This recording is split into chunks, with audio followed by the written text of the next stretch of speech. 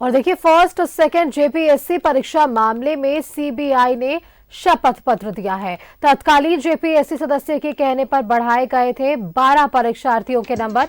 गुजरात स्थित फॉरेंसिक जांच में ये पुष्टि हुई है।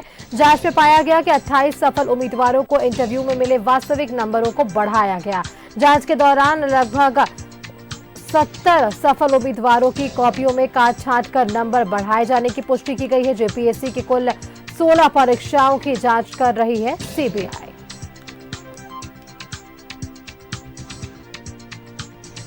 फर्स्ट सेकंड जेपीएससी परीक्षा मामले में सीबीआई ने शपथ पत्र दिया है और तत्कालीन जेपीएससी सदस्य के कहने पर बढ़ाए गए थे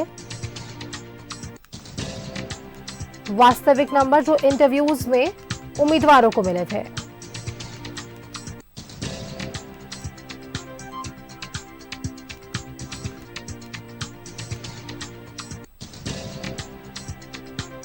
सीबीआई इन पूरे मामले पर जांच कर रही है। फर्स्ट सेकंड जेपीएससी परीक्षा मामला है ये। तत्कालीन जेपीएससी सदस्य के कहने पर 12 परीक्षार्थियों के नंबर बढ़ाए गए थे।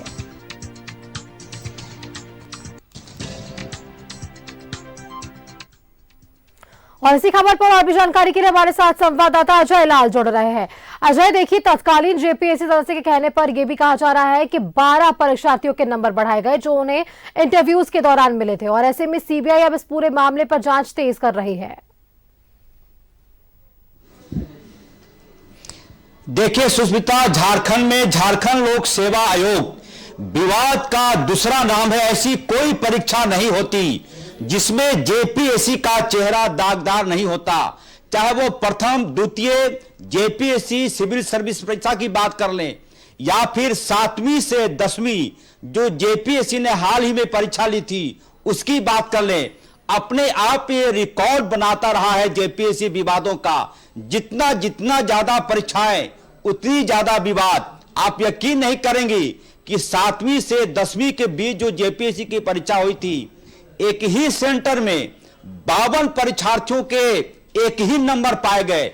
भगवान भी शायद इस चर्चाओं को सुनता होगा तो उसे आश्चर्य होता होगा कि झारखंड में यह कौन सा आयोग है जो हर दिन बदनामी का रिकॉर्ड बनाता है। और जो हालिया मीडिया रिपोर्ट आई है जिसमें कहा गया है कि जेपीएससी के सदस्य राधा गोविंद नागेश, नाम ईश्वर जैसा है, दूसरा नाम परमानंद सिंह, इनका भी नाम ईश्वर जैसा है, दोनों के नाम भगवान विष्णु से मिलते हैं। लेकिन कारनामे ऐसे थे कि परीक्षक को कहा जाता है कि अमुक अमुक परीक्षार्थियों के आप नंबर बढ़ा दीजिए।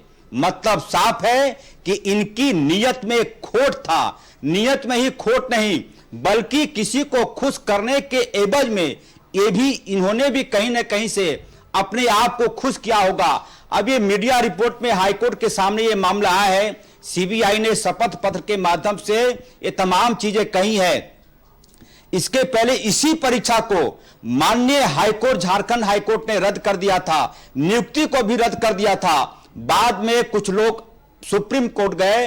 सुप्रीम कोर्ट ने मानवता के आधार पर कहा कि नियुक्ति रद्द तब तक नहीं किया जा सकता जब तक अंतिम फैसला नहीं आ जा सकता। मतलब ये तमाम जो अधिकारी, मुझे आश्चर्य लगता है कि जिनकी नियुक्ति खुद फर्जीवाड़े के आधार पर हुई है वो क्या कर रहे होंगे इस राज्य में। हो सकता है जो लेन देन की होगी वो ब्याज सहित पैसा वसूल रहे होंगे।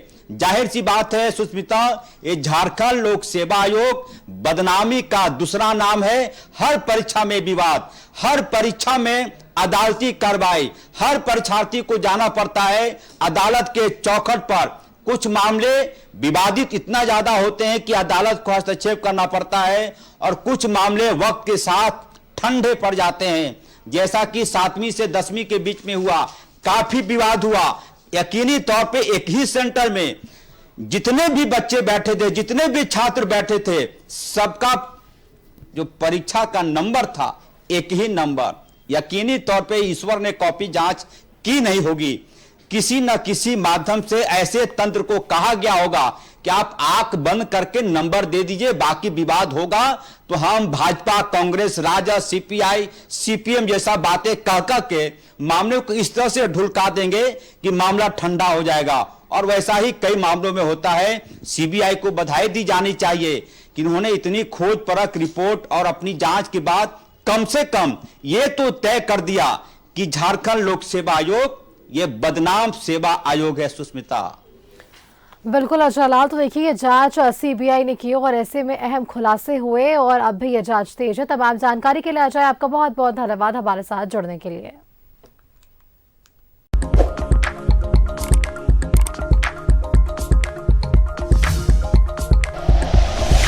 Like and share videos, subscribe करें हमारा चैनल और प्रेस करें बेल आइकॉन। न्यूज़ 11 भारत, सच है तो दिखेगा।